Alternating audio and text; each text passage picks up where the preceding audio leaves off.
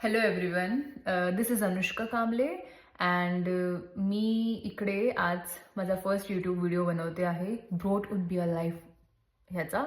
आणि मला खरंच कळत नाही मी पटकन पहिले काय म्हणू आणि काय नाही म्हणू. मला खूप ऑकवर्ड फील होतं आहे, मला खूप नर्वस पण फील होतं आहे, but that's okay. May be हा माझा फर्स्ट व्हिडिओ आहे म्हणून मला थोडंसं वाटतं आहे, पण त्याच्यानंतर मला हळूहळू लिंक लागेल आणि मग मी मस्त बोलेन. May be I hope. आणि आज या व्हिडिओमध्ये मी तुम्हाला सांगणार आहे माझ्याबद्दल, माझं इंट्रोडक्शन, मी कुठून आली आहे, मी इकडे कशी आली आहे, मी जर्मनीच का चूज केलं आहे. आय नो मला खूप साऱ्या लोकांनी मेसेजेस केले आहेत इंस्टाग्रामवरती की तू इकडे कशी पोचली आहेस, तू कशी राहतेस, किंवा तू कोणते मेडिसिन्स घेऊन गेली आहेस, किंवा काय प्रोसेस आहे तू इकडे येण्याची, किती खर्च झाला तुझा आणि काय झाला, याबद्दल मी तुम्हाला सगळं सांगणार आहे. पण ऑफकोर्स फक्त या एका व्हिडिओमध्ये मी एवढं लॉंग नाही बनवणार आहे. सध्या मी फक्त तुम्हाला माझ्याबद्दल सांगणार आहे, मी कुठून आली आहे ते सांगणार आहे, आणि मी जर्मनी का चूज केलं आहे मी हे तुम्हाला सांगणार आहे. ओके, सो मी स्टार्ट करेन माझ्याबद्दल बोलायला. माझं नाव आहे अनुष्का कांबळे आणि मी मुंबईची आहे. आणि मला लहानपणीपासून खूप इच्छा होती की मी मेडिकल फील्डमध्येच काहीतरी करू, आणि I am doing it. I am a nurse.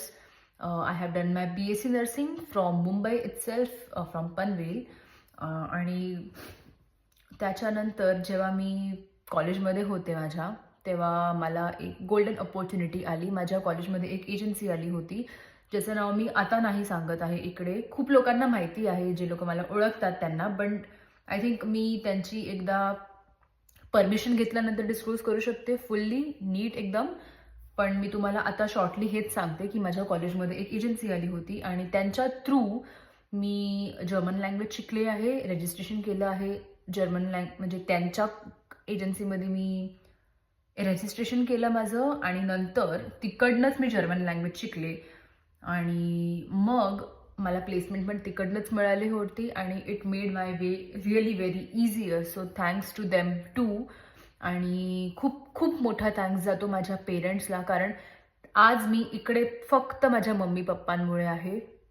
आणि I think I am really really very very blessed to have them. Thank you so much mummy आणि डॅडी.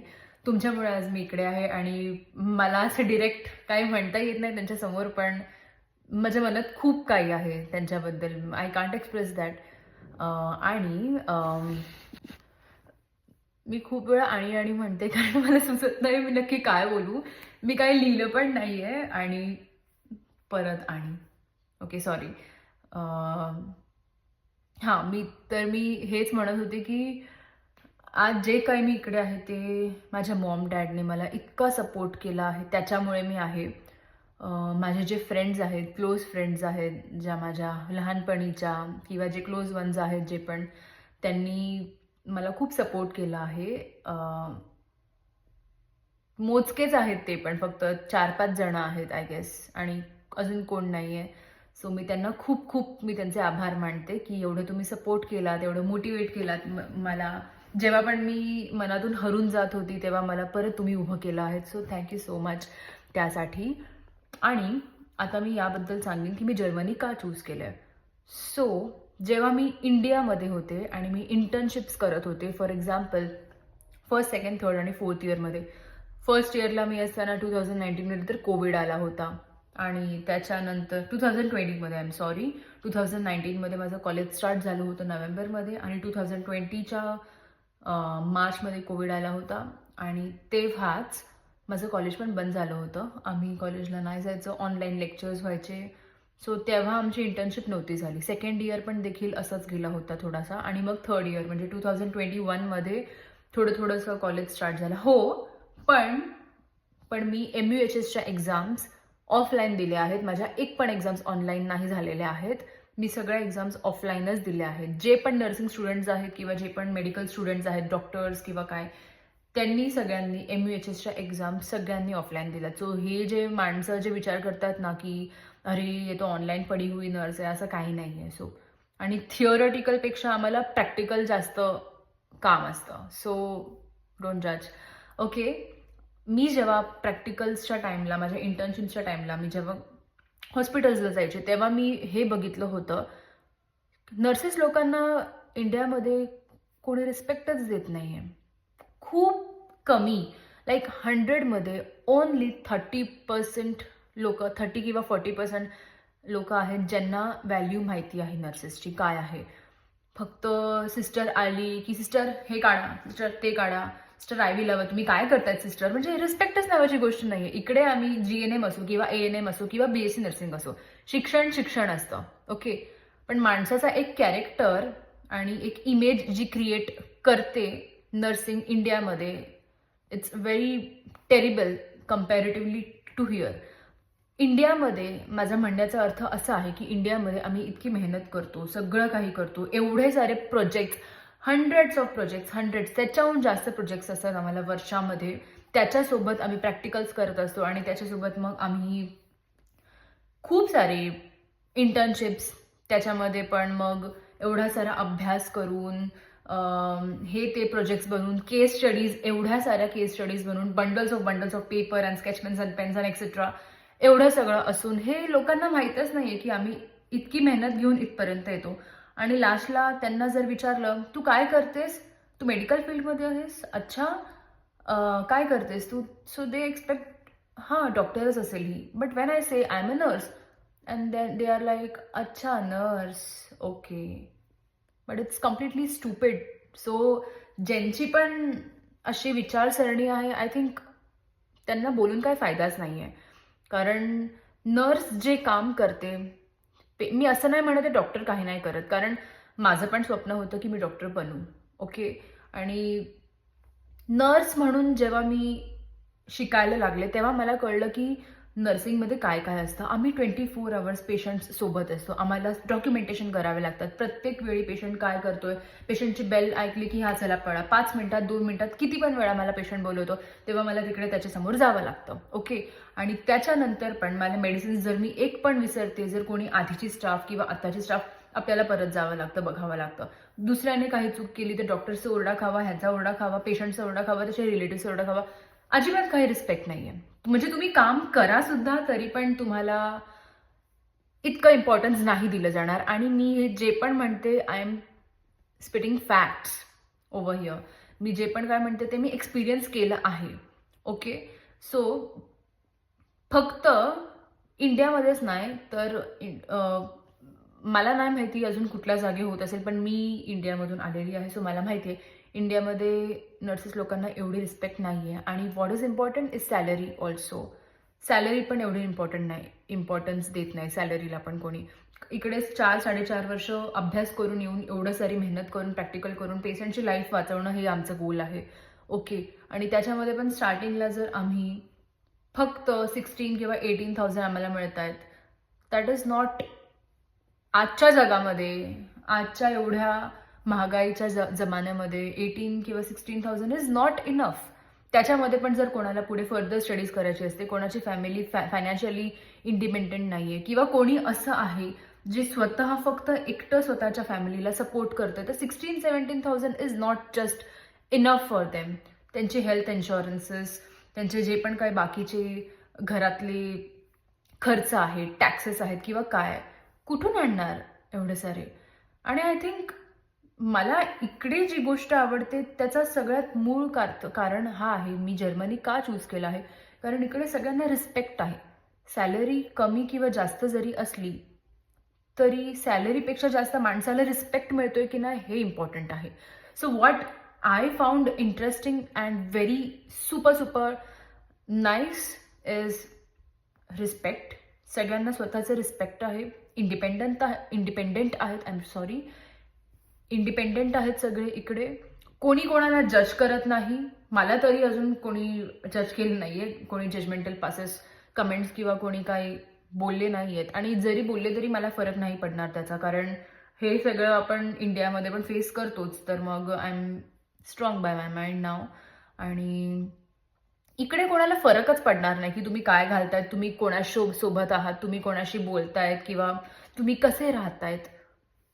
आणि इंडियामध्ये तेच खूप जजमेंटल लोक आहेत, इकडून जावा तिकडून जावा. आणि हो, मी मुंबईची आहे, सो मी मी तर प्लॅन केलाच होता आहे की मी रोज ट्रेनमधून येणं जाणं मला मुंबईची खचखच जमणारच नाही आहे. मी ठाण्यापासून डोंबिवली ते ठाण्यापासून पण मी पूर्ण ट्रॅव्हलिंग केलेलं आहे. ठाणे टू डोंबिवली केलं आहे. परत मग मी आता वेस्टर्न लाईनला राहते, वसईला. ओके, सो मग ते वसई फास्ट विरार आणि हे आणि ते, सो त्या I can say it on the video, but तिची कटकट असते रोज ट्रेनमधून येण्या जाण्याची. आणि ज्या वेने त्या बायका ट्रेनमध्ये असतात, बोलतात, I think many of us college students and the school going students or job people can relate. खूप कमी लोक असतात जे खूप चांगल्यापणे बोलतात आणि खूप म्हणजे मॅनरली राहतात. पण खूप लोक तुम्हाला असे भेटतील ज्यांच्यामुळे तुमचा अख्खा दिवस खराब जाईल. सो मला हे पाहिजेच नव्हतं की रोज त्या वर्दळमधून, रोज त्या गर्दीमधून जावं यावं, 9 to 5 जॉब्स आणि दिस अँड दॅट, जिकडे मला खुशीच मिळणार नाहीये कामामध्ये. म्हणजे मी जर जॉबला जाते, so I should B prepared की हा आज मला पेशंटला बघायचं आहे, अँड विल बी हॅप्पी. माझा दिवस पूर्ण हॅप्पी जाणार आहे. हॅप्पी जरी नाही गेला, so I should be satisfied by my job. मला असं नको आहे की मी तिकडे जाते आणि मला टेन्शन येतं, अरे मला परत हे करायचंय, मला ते करायचंय, मला पेशंट सांभाळायचंय, मला सांभाळता येणार नाही, ह्या मला अशा बोलल्या, ती मला अशी बोलली. ह्या सगळ्या गोष्टी मला खूप इरिटेटिंग वाटतात आणि आय गेस त्याच्यामुळेच आपली अर्धी मेंटल हेल्थ खराब होऊन जाते. हे सगळं मी खूप फेस केलंय माझ्या कॉलेज डेजमध्ये पण. You will not believe, I have also faced this with my teachers. Not all teachers, but there were some in my university. So we can't change them, but माझा ॲटिट्यूड असा होता की जर मी hardworking आहे, I am active in all my subjects and all everything curricular ॲक्टिव्हिटीजमध्ये, so कोणाची बोलायची हिंमत नाही झाली पाहिजे मला. मला माहिती आहे मी माझं काम बरोबर करते आणि मी सगळं करते, माझी फीज प्रॉपरली पे होत आहेत, सगळं होतंय. So nobody have the guts or nobody should dare to say something about me. आणि हे तर काहीच नाही आहे. माझ्या पेरेंट्सबद्दल पण किंवा दुसरे स्टुडंट्स जे आहेत त्यांच्या पेरेंट्सबद्दल पण खूप काही काही आम्ही ऐकलेलं आहे इंडियामध्ये, लाईक त्यांच्या युनिव्हर्सिटी जिकडे मी शिकली आहे तिकडे. आणि मला हे अनएक्सेप्टेबल बिहेवियर वाटतं. लाईक एवढे मॅच्युअर्ड आणि एवढ्या मोठ्या हायरार्कीमध्ये असून पण तुम्हाला जर कळत नाहीये तुम्ही स्टुडंट्सशी कसे वागले पाहिजेत किंवा तुम्ही स्टुडंट्सच्या पेरेंट्ससोबत कसे वागले असाल, तर ऑफ नो यूज. तिकडे मी तर एवढं म्हणेन की मला तिकडे फक्त फायदा या गोष्टीचा झाला आहे की मला जर्मन शिकायला मिळालं आहे. I am really happy about it. आणि मला नर्सिंग करायला मिळाली आहे. बाकी मला काहीच माझ्या कॉलेज डेबद्दल काही चांगलं नाही वाटत. I am just grateful for all the internships and that's it. आणि त्याच्यासाठी पण आम्ही खूप खूप काही काही झिकझिक केलेली आहे. ते तर मी सांगू पण शकत नाही, कारण ते सांगून मला माझा पण मूड खराब नाही करायचा आणि ना तुमचा. आता तर मला फरक पण पडत नाही त्या गोष्टींचा. पण हीच ती गोष्ट आहे की मी जर्मनी यामुळे चूज केली आहे कारण इकडे सगळ्या लोकांना रिस्पेक्ट आहे. लोकांना माहिती आहे की समोरच्याला कुठे हर्ट होतंय का, कुठे काय नाही होतंय का. बेसिकली इकडे कोणी तुम्हाला इम्प्रेस करण्यासाठी काय बोलणार नाही की अरे हा तू चांगली आहेस आणि तुला वाईट वाटतंय, नाही. But they will be very conscious while speaking to you. If you are not getting, if you are saying, I have not understand, please, can you tell me again, can you explain me again? They will again tell you. I have loved this concept here. की कोणी तुम्हाला असं नीचा दाखवणार नाही किंवा छोटा आहे तुम्ही, तू कुठून आली आहेस आणि तू हे आहेस, कोणीच नाही करणार. बट तेच आपण इंडियामध्येच मी स्वतः बघितले. आपण ट्रेनमध्ये पण लाईक मी स्वतः एक्सपिरियन्स केले की माझ्या कॉलेजचा युनिफॉर्म घालून पण मी जर जेव्हा एसी ट्रेनमध्ये किंवा माझे पप्पा रेल्वेमध्ये आहेत, सो मला रेल्वेज फ्री आहेत, मला बिलकुल तिकीट वगैरे घ्यायची गरज नाही लागत. So I am very lucky for that. So हे पूर्ण क्रेडिट म्हणजे पप्पांना जातं. मी जेव्हा पण as a college student when I used to go with that uniform, like literally people used to see me in the train like ही कोण आली आहे, हिचा अवतार असा कसा आहे. आणि हे मी फेस केलंय. थोडा पण धक्का कोणाला लागला किंवा काय लागलं तर जाव ना, लाईक व्हॉट. मला हे बिलकुल नाही आवडत. मला एवढं कळतं जो माणूस खरंच खूप सुशिक्षित आहे तो कधीच समोरच्याला असं फील होऊन देत नाही. आणि मला तसंच बनायचं आहे. मला माझ्या विचारसरणीमध्ये चेंजेस नाही आणायचे आहेत. माझी विचारसरणी अशीच आहे की आपण समोरच्याला रिस्पेक्ट दिला तर तो पण रिस्पेक्ट देतो. आणि माझ्या या ॲटिट्यूडमुळे मे बी मला खूप लोक हेट पण करतात. आणि खूप लोकांना मी आवडते पण, but my job is not to impress anyone. It's just to know your own worth and to follow yourself. There might be many people who will guide you, who will suggest you, and it's not, you should not listen to them, my life is my life. No, जर ते तुमच्या चांगल्यासाठी सांगतायत तर तुम्ही ते ऐकलं पाहिजेत. आणि जर तुम्ही जर असंच ॲटिट्यूड दाखवतात नाही मला नाही ऐकायचं, तर तुम्ही ती चांगली गोष्ट पण सोडून देतायत. हां, पण अशी पण माणसं तुम्हाला भेटतील की तुम्ही चांगलं करताय, तुम्ही त्यांचं पण चांगलं करतायत, पण तरी पण ते तुम्हाला नंतर लाथा घालतायत.